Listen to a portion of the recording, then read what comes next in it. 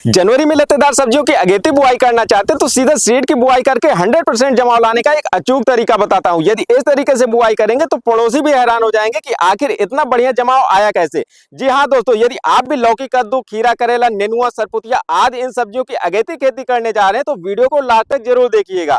यदि आपने हमारे चैनल को अभी तक सब्सक्राइब नहीं किया है तो चैनल को सब्सक्राइब कर लें और पास मिलेगी बेल आइकन को भी जरूर दबाएं। जमाव के लिए उचित तापमान न होने की वजह से अक्सर किसान भाई लोग फरवरी महीने के पहले सप्ताह में सीड की बुआई करते हैं, लेकिन यहाँ पर हम आप लोगों को एक ऐसा तरीका बताने वाले हैं जिससे आप कभी भी सीड की बुआई करेंगे आपका बिल्कुल 100% जमाव आएगा।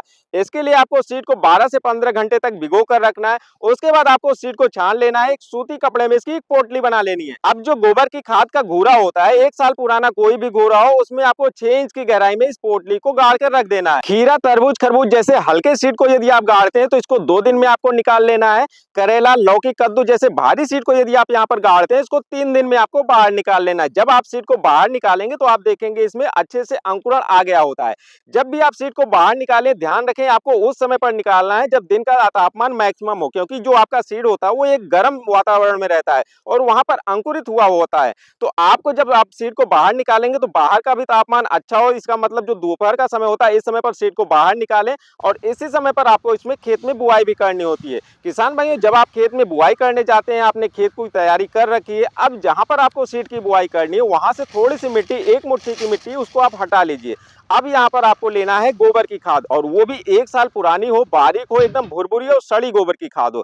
इस गोबर की खाद को आपको थोड़ा सा पहले उस जगह पर रख देना है। उसके बाद सीड की बुआई करनी है। जो सीड आपने अंकुरित करके निकाला हुआ है, जिसका अंकुरण फूटा हुआ है, उस अंकुरण को नीचे की तरफ रख के गोबर की खाद में फिर ऊपर से भी एक गोबर की खाद थोड़ा सा ढक देना है। इस तरीके से बुआई करने के बाद किसान भाइयों, कोई भी आप पत्ता, जैसे कि आपका जो चौड़े पत्ते वाले होते हैं जैसे गूलर का पत्ता है, और इसी तरीके से कोई भी जंगली पौधे का जो पत्ता है उस पत्ते से आप उस क्षेत्र को ढक दीजिए। इस तरीके से जब आप उस क्षेत्र को ढक देते हैं ना, तो जो रात में शीत पड़ती है तो इस वजह से वहां की जमीन ठंडी नहीं हो पाती है और वहां पर आपका जो है गर्माहट बनी रहती है। तो ये जो तरीका होता है, ये तरीके से बुआई करने के बाद आपका सीड का जो है अंकुरण बहुत अच्छे से होता है और आप देखेंगे करीब करीब आपका 99% 100% जमाव इस तरीके में निकल कर आता है।